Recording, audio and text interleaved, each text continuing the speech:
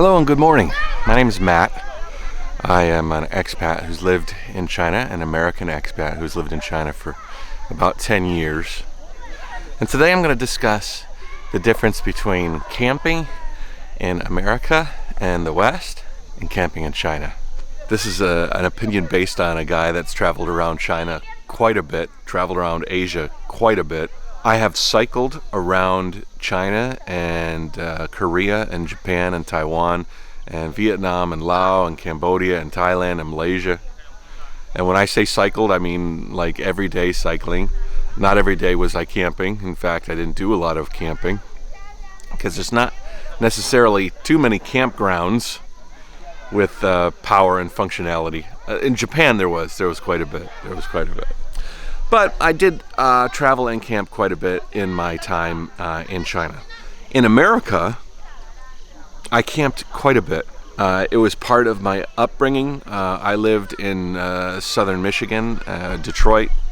Every year, a few times a year, we would go. My dad would rustle us all up at the wee hours of the morning.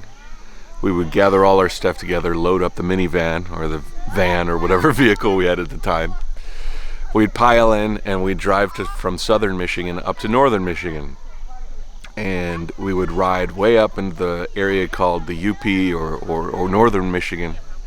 One of the places we really enjoyed going was an area called Petoskey, which is very well known for sand dunes, forest. The state park there was really well set up.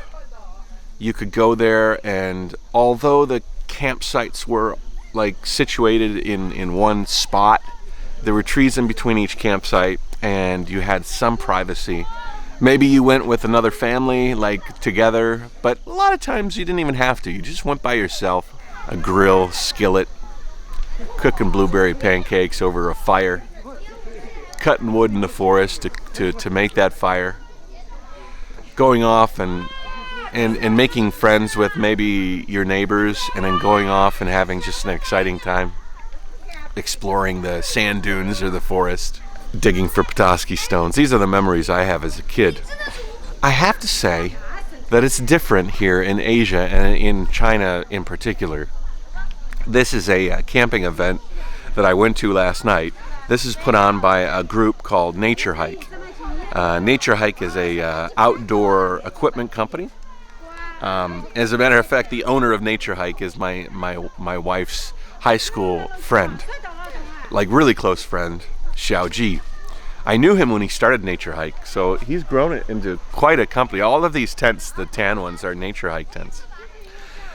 And I've done a lot of these sorts of events, not just with Nature Hike, but just events in general. They're much more communal.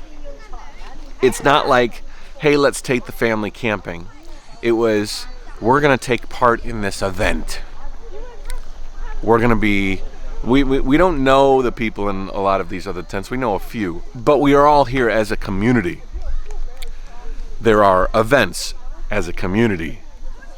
There was music and karaoke last night as a community. And I was sitting down with my friend Tony, who's Chinese, and I was asking him about this because I wanted to actually make this video today to talk about the difference between camping in China and camping in America. And I wanted to make sure that I wasn't overstepping my bounds or overgeneralizing.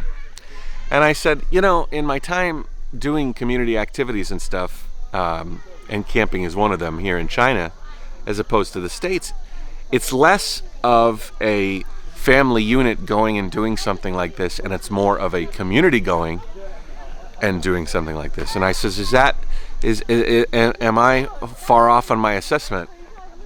And he said, no, you're not actually, Matt. Like, it's changing, but that's pretty much the way it's been. There's a car driving through the campsite.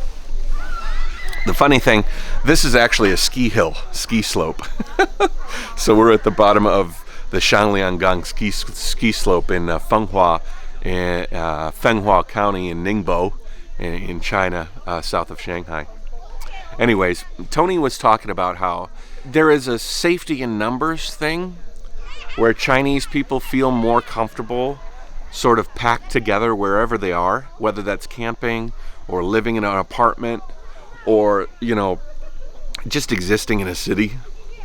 And that sort of makes sense. I mean, this country has 1.4 billion people, and they feel very comfortable being close. Whereas in America, you exist normally on a big plot of land in a house. There are apartments. I'm not saying everybody does, but in general, you drive around most of America. There's a lot of land, a small property that the family lives in. And so when you want to go to camp or go on vacation, you want to extrapolate on that. You want to get into, you're going to push your comfort zone a little bit, and you want to have a good time, but you want to see nature, right? So you go off and you want to do something different. So you push the boundaries of where your home is, and that is going more rustic, going more isolated. And more isolated to an American in a lot of cases is, you know, beyond that yard that we grew up in, you know. So we were already sort of more isolated than the typical Chinese family. So then you take one step farther and it's, you know, you're in the middle of the forest. In China, these people back here mostly live with a neighbor. They can look out their window and they can see in an apartment. I mean, we're talking densely packed. So this is actually one step beyond that. It doesn't look like it. It looks like just a chaotic group of people, but in essence, they're probably way more separated than they would feel like if they were in the city lifestyle that they live in downtown Ningbo. Let's just say. Everybody's sort of rustling up. So if you were to look at the differences between camping on vacation in China and camping on vacation in America, you could also say East and West. Look for less of an opportunity to get away and isolate, and more of an opportunity, that would be the West, and more of an opportunity to congregate in a rustic environment, maybe with less privacy and more community. Also, look for less maybe activities that aren't guided. One of the things that I really enjoy doing is exploring. I do it in my travels. I do it when I'm on my own. I like to explore new places by myself. If I have a buddy, we do it as a team, but it's isolated. In China, there's less of that. There's more a person with a flag. Let's go on a trail. Let's go explore this specific thing, this tourist spot, this trail that is well trodden. And there's less, in my experience, of that wanderer activity. Yesterday, me and my daughter, we walked off a little bit into the outreaches of the ski hill area. We found a praying mantis and some gulmer. I think gulmer is what they're called, like little grasshoppers and stuff.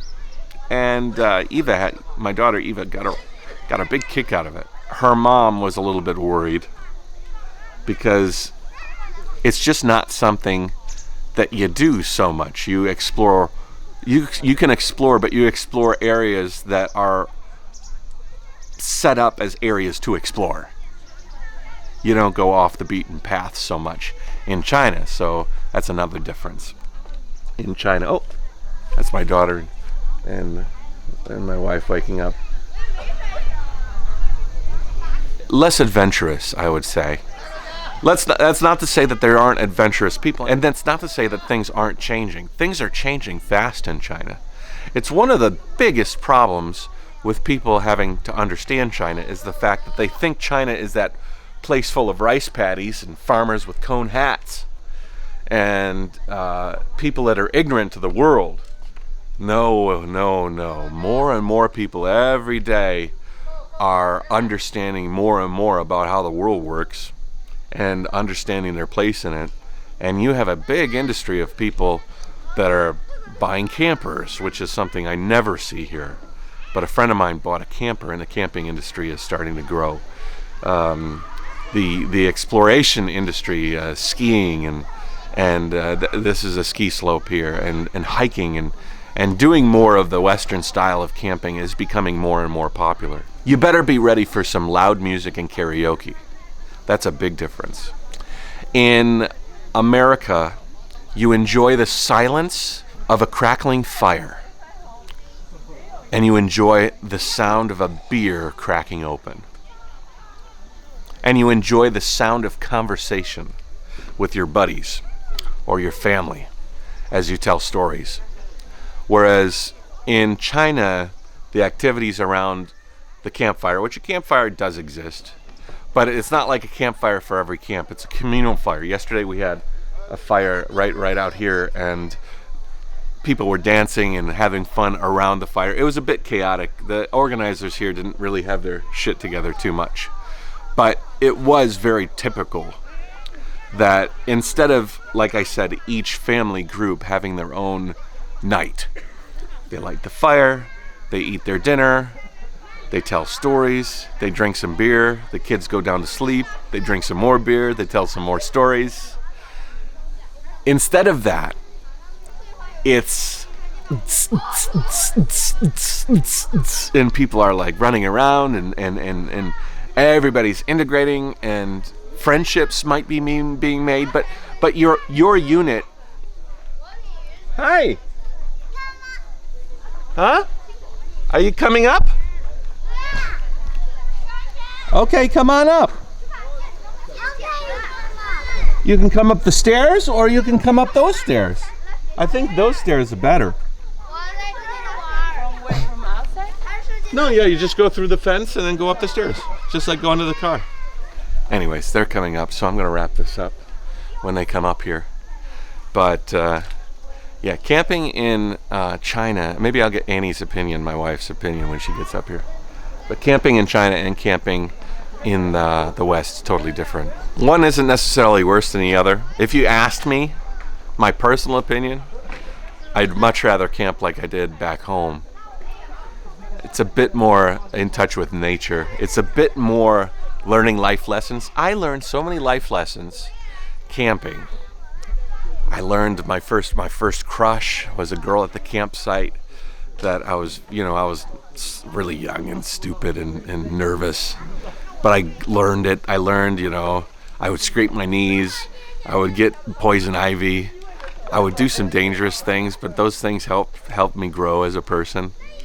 But Chinese or camping, it's a little bit more structured, and it doesn't give you the ability to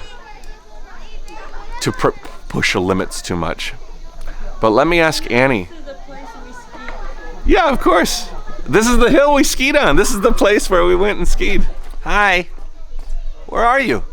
Where are you? Hi. Hi. AB. Yeah. What is the difference between camping in China and camping in the West? I never camping in West. You never. That's the difference. Did you ever camp how often do you camp in China growing up? Only when I met you, go to the beach. Did you know a lot of people that took tents out by themselves and camped? No. No. I was saying that the big difference is that. Who will allow? My dad will never allow me to camp somewhere and sleep over. Would it be accurate to say that in China, camping is more of like you go to a community place and you go You as a can see community? everybody camping in the park. Yeah, Under the sun. Yeah. And events are more together. What's up, honey? You get bit by a mosquito? No, in 爷爷家那些 mosquito. 哎，妈妈吹吹嘛 Don't scratching. Because you're naughty that day. I tell you to not go, but you always go. Then mosquito bite you, remember? There's Annie's point of view of the whole thing. Hmm? No, that's nothing. It's okay. What did you say? No, I was saying that was you helped the conversation. You added your piece that I don't take you camping in America. That's my problem. Anyways, guys, take it easy. Have a good one, and we'll catch you next time. JaYoe.